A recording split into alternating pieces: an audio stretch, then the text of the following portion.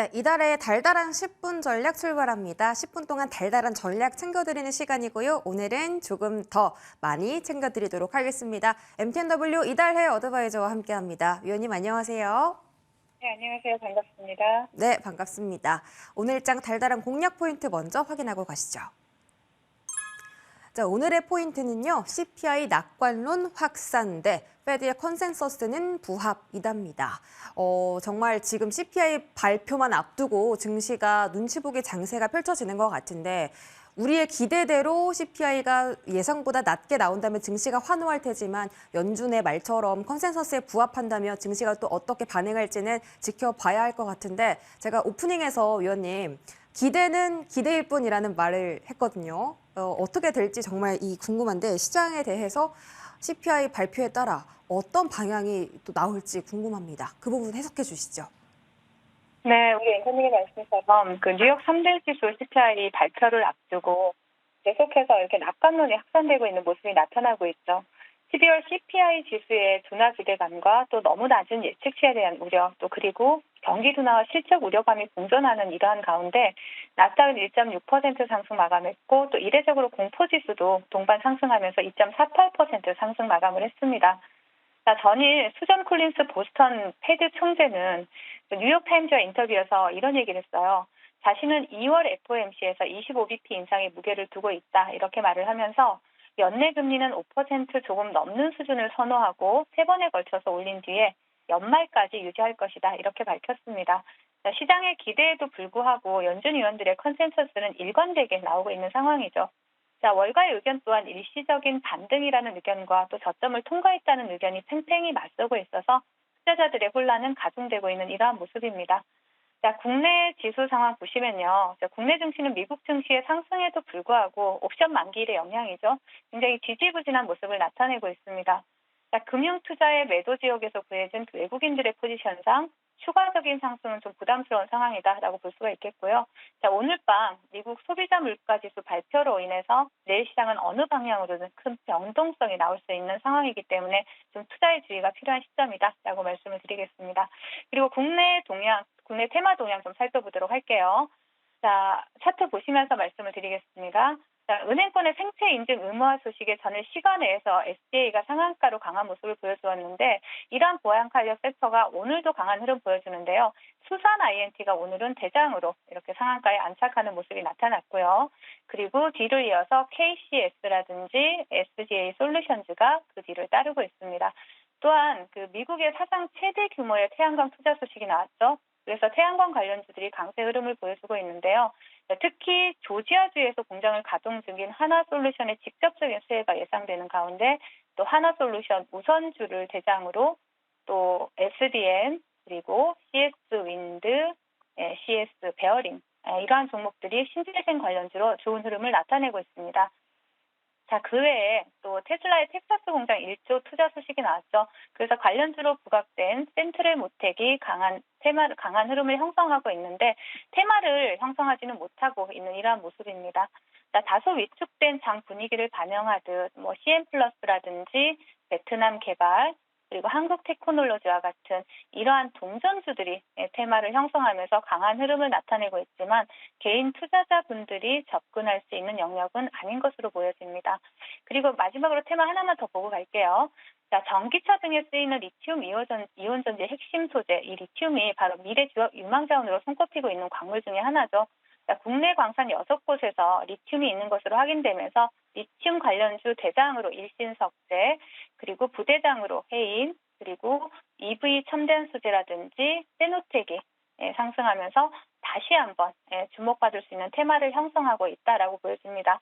일단 좀 밀렸다가 혹은 또 위에 매물대 소화하고 갈 수 있는 흐름 나오겠지만 추적해 보시면 좋을 것 같고요. 그리고 우리나라 시장 대응 전략 같은 경우는 제가 항상 동일하게 말씀을 드리죠. 앞서 말씀드렸듯이 오늘은 우리나라 옵션 만기일이고요. 외국인들의 포지션으로 볼 때 추가적인 상승은 좀 부담스러운 상황이다라고 말씀드리겠고 또한 오늘 밤에 그 미국 소비자 물가 지수 발표를 앞두고 내일은 시장의 변동성이 극대화될 수 있는 상황입니다. 그렇기 때문에 우리는 도박이 아닌 투자를 하기 위해서 하루 정도는 좀 쉬어가면서 보수적으로 대응해도 나쁘지 않을 것으로 보여집니다.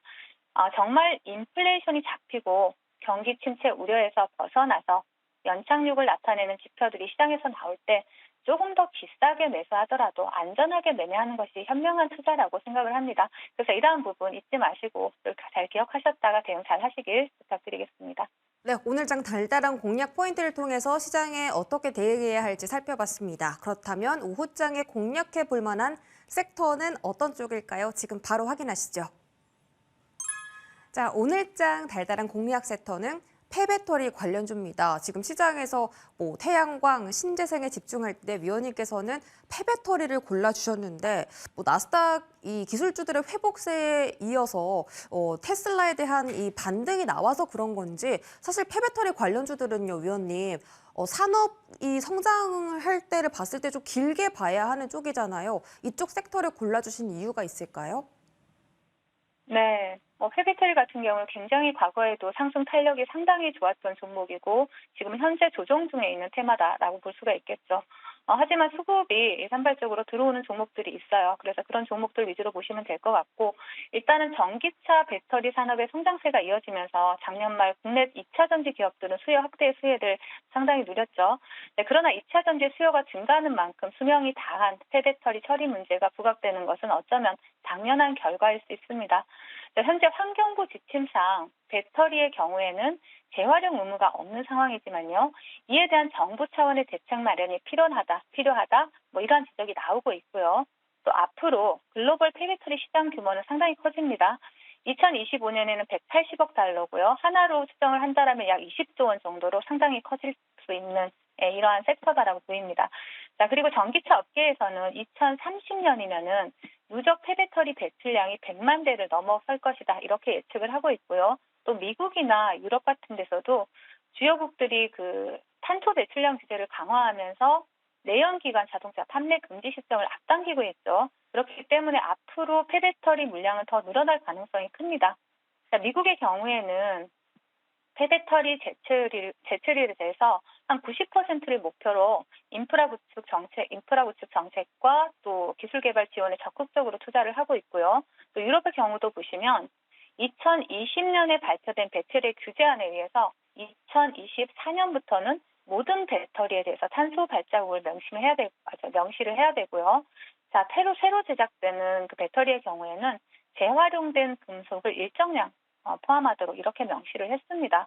그리고 중국의 경우도 보시면요. CATL의 폐배터리 진출이나 이러한 부분에 대해서 국가적인 지원을 아끼지 않고 있죠. 중국의 폐배터리 시장은 2030년에 약 18조 원까지 확대될 것으로 예상을 하고 있습니다. 자, 이렇듯 세계는 화석연료 시대에서 이제 에너지 혁명을 통한 친환경 시대로 넘어가고 있고요.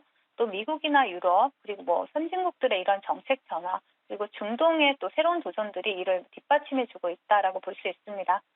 자, 앞으로 펼쳐질 그 탄소 중립 그리고 친환경 시대에 대해서 한 축을 담당하게 될 섹터가 바로 폐배터리 관련 섹터라고 보이기 때문에 장기적으로 꾸준히 관심이 필요하다라고 말씀을 드리겠고요. 우리가 과거에 굉장히 상승 탄력이 좋았던 성일 하이텍이라든지 차트 보시면요. 성일 하이텍 지금 굉장히 많이 밀렸지만 이제 좀 바닥을 다질 수 있는 모습들이 나타나고 있고요. 그다음에 세비캠 차트도 마찬가지입니다. 많이 조정 나왔지만 이제 추세를 돌릴 수 있는 흐름들이 좀 나오고 있다는 것이죠. 하나기술, 이런 신성, 델타테크, IS 동서 같은 경우에는 최근에 폐배터리 관련주로 편입이 되면서 바닥권에서 시세를 준 종목이기 때문에 좀 관심 있게 보실 수 있다. 이렇게 마무리해드리겠습니다.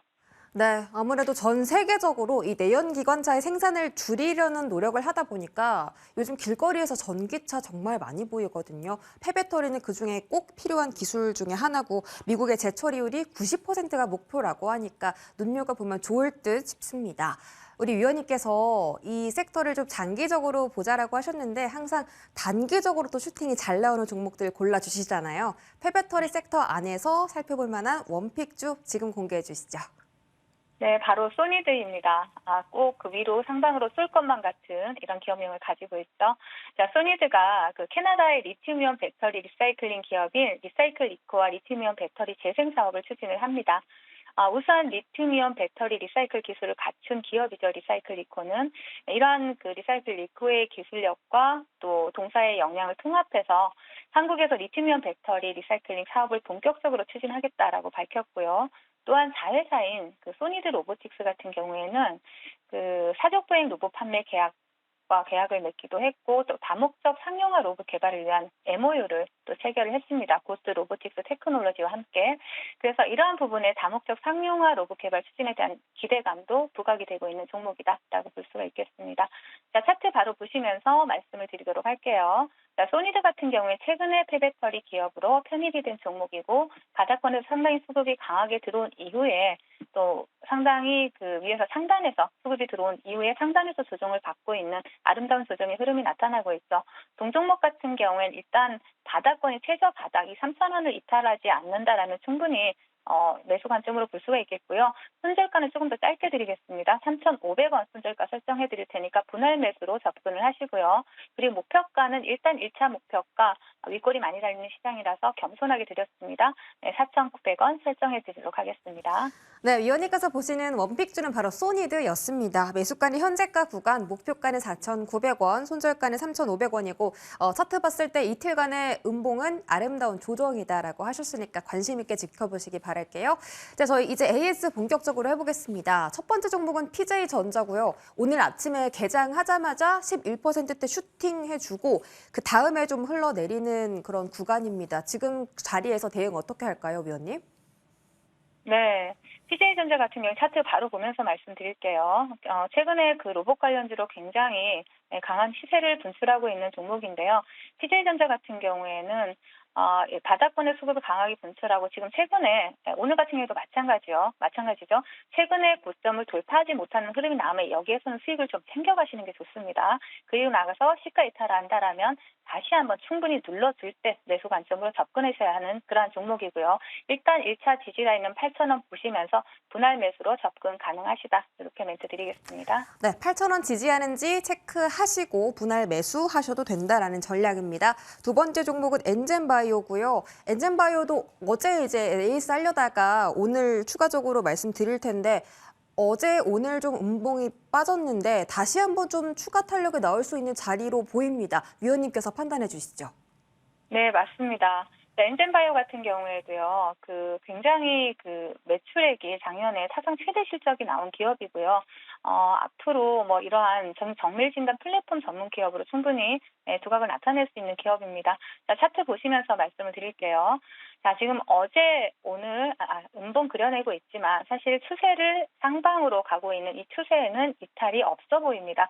그렇기 때문에 동종목 같은 경우에도 항상 우리가 요즘 시장은 어떻습니까? 윗골이 많이 달리고 시가 이탈하는 경우가 굉장히 많기 때문에 이 10,000원 라인이죠. 이 자리를 이탈하지 않는다라면 충분히 다시 매수 관점으로 볼 수 있고요. 다시 상승을 해준다라면 12,000원 부근에서 일부 수익은 챙겨가시면서 대응하시라고 그렇게 말씀을 드리겠습니다.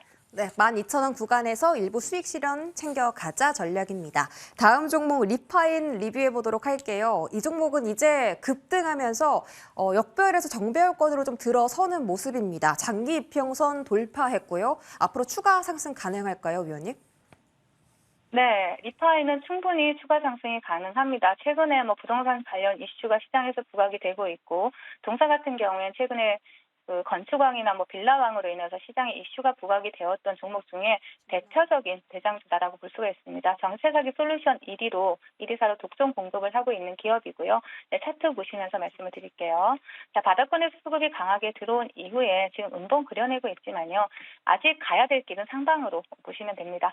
지금 일단 요 상방 11,000원 11,000원 목표가 살짝 한호가 못 미치는 모습이 나타나긴 했지만 충분히 수익을 챙겼을 거라고 판단이 되고요. 다시 조정을 준다라면 일단 이 방송을 통해서 다시 매수 관점으로 접근하시라는 전략 드리고요. AS 종목은 여기까지 마무리하도록 하겠습니다. 네, 리파인까지 AS 받아봤습니다. 지금까지 이달의 위원님의 전략들 여러분들께 달달하게 접근 가능하셨길 바라겠고요. MTNW 이달의 어드바이저 지금 보내드리도록 하겠습니다. 위원님 고맙습니다. 네, 감사합니다.